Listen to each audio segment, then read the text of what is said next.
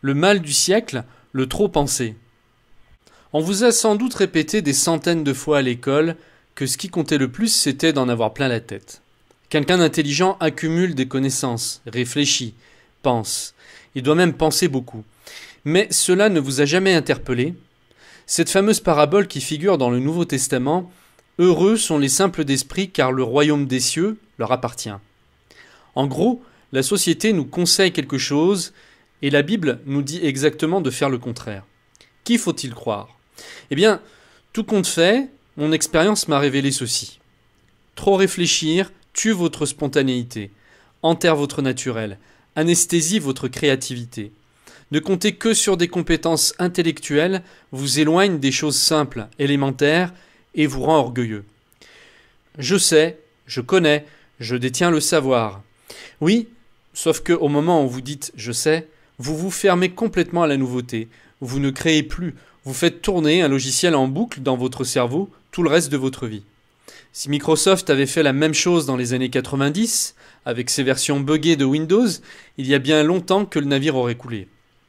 Le « je pense donc je suis » de Descartes est dépassé lui aussi, car nous pouvons être sans penser. Les deux ne sont pas reliés, car si je vous dis d'arrêter de penser 10 secondes, vous serez d'accord avec moi que vous continuez d'être conscient, peut-être même plus. Vous ne cessez pas d'exister pour autant. Or, il y a cette croyance enracinée dans l'inconscient collectif que penser est absolument vital, que si j'arrête de penser, je meurs. Cela nous fait également supposer que tout s'arrête le jour de notre mort, puisque la pensée définirait notre identité et ne serait qu'une impulsion électrique qui aurait lieu dans le cerveau. Nous ne serions que des machines à générer des effets chimiques en série, à commencer par nos émotions.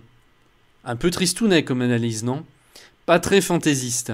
La pensée ne devrait faire que prendre sa place, mais pas plus. C'est seulement un outil. Or, si nous regardons à l'heure d'aujourd'hui, ce dont les gens souffrent le plus, c'est de l'anxiété et du manque de confiance.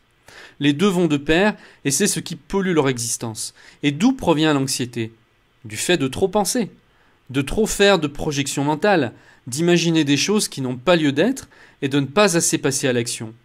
L'action est ce qui vous délivre de l'anxiété chronique. Faire ce qui vous fait peur, vous fait changer vos croyances, une par une. Vivre uniquement dans sa tête rend fou. Vous voyez parfois de ces personnes qui parlent tout haut dans la rue.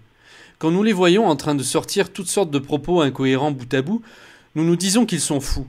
Pourtant, la grande majorité d'entre nous faisons exactement la même chose à longueur de temps, la différence étant que nous ne l'exprimons pas à voix haute. Le trop penser est un handicap. À force de nous avoir répété qu'il fallait en avoir plein la tête, nous avons oublié de vivre. Comme je le disais dans un de mes précédents articles, les enfants n'ont pas ce problème. Ce qui compte pour eux, c'est de s'amuser, de se sentir le mieux possible à chaque instant. Ils ne s'occupent pas de savoir s'ils feront bonne impression. Ils sont, tout simplement. Ils jouent à un jeu, puis ils passent à autre chose en oubliant le précédent aussi vite. La vie ne procède-t-elle pas de la même manière?